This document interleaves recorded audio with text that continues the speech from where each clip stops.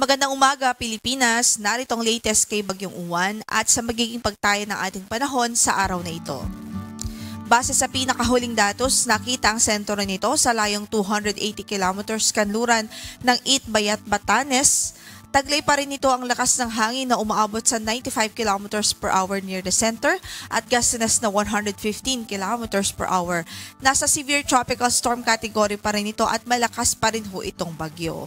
Samantalang ang kanyang movement ay north-northeastward at 10 kilometers per hour at kung makikita nga po natin, nasa labas po ng ating area of responsibility ang kanyang sentro.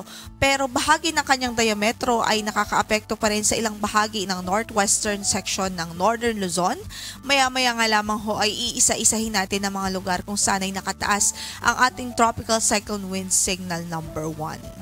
Yung trough nito ni Bagyong Uwan patuloy din nagdudulot ng maulap na papawrin at mga kalat-kalat na pagulan at pagkidlat-pagulog sa natitirang bahagi pa ng Ilocos Region maging sa Cordillera Administrative Region.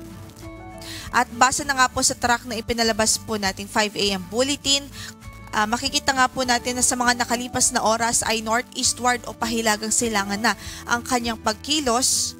So, tinatahak pa rin ito ang pa-northeastward o pahilagang silangan na direction at most likely ngayong umaga o mamayang hapon ay pwede po itong mag-re-entry o ine-expect natin ang re-entry nito sa ating area of responsibility.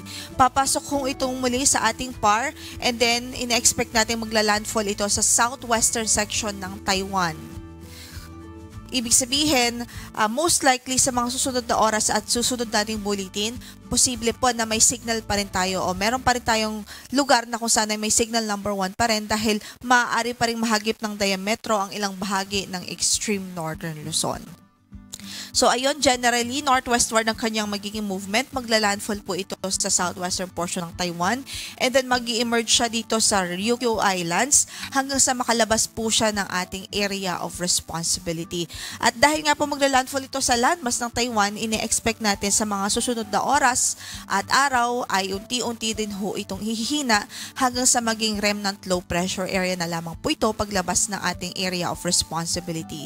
So patuloy po tayong magantabay sa magiging updates ng Pag-asa ukol dito sa bagyo dahil as I mentioned po, meron pa rin mga lugar na itataas pa rin natin ang tropical cyclone wind signal number 1 kahit na ito ay papalayo na po ng ating area of responsibility. Depende po sa magiging proximity niya at depende sa kung saan po yung magiging hagip ng ilang bahagi ng kanyang diametro.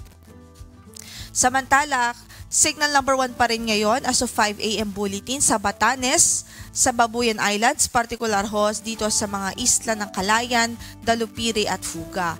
Sa northwestern portion naman ng Ilocos Norte ay nakataas din ang signal number 1 sa mga municipalities ng Burgos, Bangi, Pasukin, Dumalneg at maging sa Pagudpud. So sa mga nabanggit nating lugar, pinag-iingat pa rin natin ang ating mga kababayan.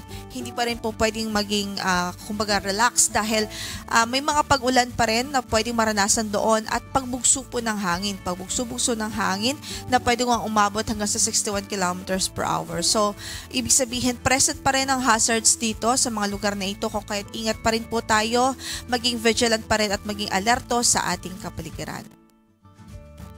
Samantala, ito naman yung mga lugar kung saan wala pong signal pero pwede pa rin makaranas ng mga pamisang-misang pagbugso po ng hangin. Ang mga lugar na yan ay dito po sa Ilocos Region, Cordillera Administrative Region, sa Cagayan kasama na ang Babuyan Islands at maging sa Isabela.